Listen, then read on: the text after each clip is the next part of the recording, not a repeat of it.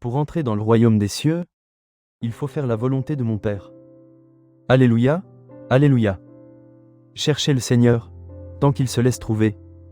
Invoquez-le, tant qu'il est proche. Alléluia. Évangile de Jésus-Christ selon saint Matthieu.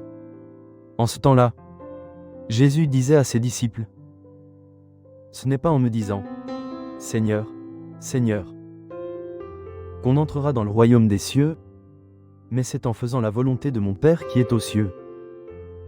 Ainsi, celui qui entend les paroles que je dis là, et les met en pratique, est comparable à un homme prévoyant qui a construit sa maison sur le roc.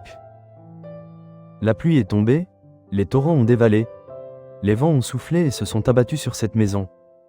La maison ne s'est pas écroulée, car elle était fondée sur le roc.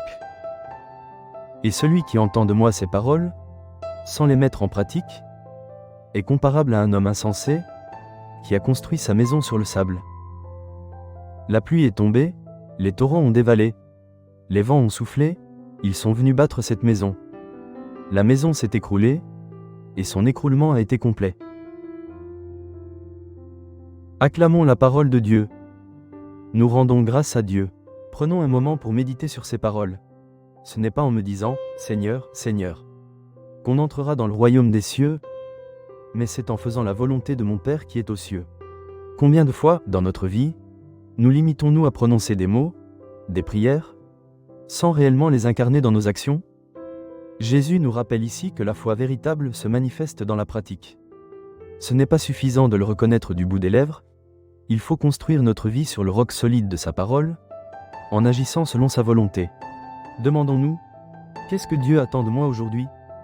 Comment puis-je rendre ma foi plus concrète dans mes relations, mon travail, mes choix? Quelle fondation solide suis-je en train de bâtir pour l'épreuve? Que l'Esprit Saint nous guide, non seulement à entendre la parole, mais à la vivre pleinement, afin que notre vie témoigne de l'amour du Père. Prenons un instant pour prier, demandant à Dieu la force et la sagesse de faire sa volonté, chaque jour. Parole du Seigneur, nous rendons grâce à Dieu. Si cette méditation vous a touché, n'hésitez pas à liker cette vidéo, à vous abonner à la chaîne, et à partager avec vos proches. Que Dieu vous bénisse.